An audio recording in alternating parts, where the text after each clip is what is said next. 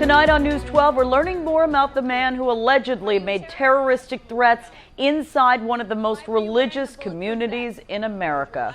Good evening, I'm Tara Rosenblum. A 30-year-old Garrison man is in jail after being arrested in Kiryas Joel last night. He allegedly made terroristic threats inside the insular Hasidic village while wearing tactical body armor. News 12's Brona Tumulty joins us now from the suspect's hometown of Garrison, where a picture is being painted of a troubled young mind. Brona.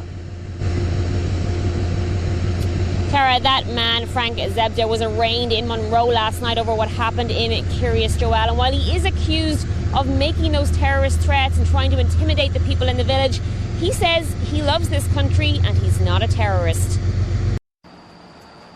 New terrorists walking through.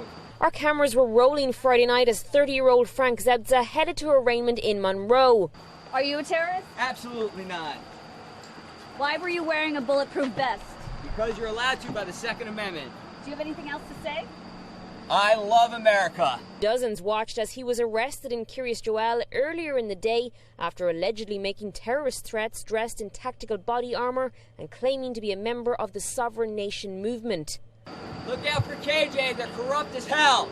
He's now facing 6 charges, including a felony regarding the threat of terrorism that could send him straight to prison. At one time, it would have surprised me and shocked me that it happened in my own neighborhood, but it's all too close. It's happening too many times right in our own backyard. In court, he pleaded with the judge for freedom, claiming to be mentally ill, something which he also wrote about on social media.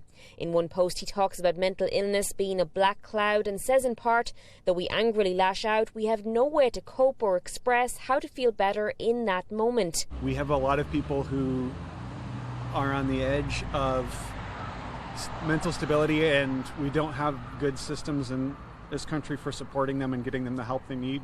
It's understood his social media posts are now under investigation.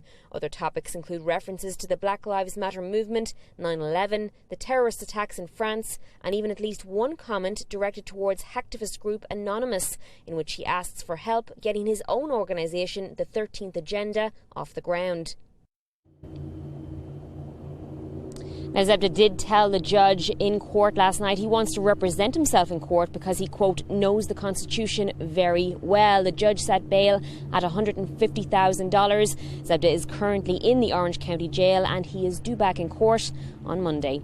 For now in Garrison, Brona Tumulty, News 12. Thank you, Brona, and we'll be there in the courtroom and keep everyone posted on the developments.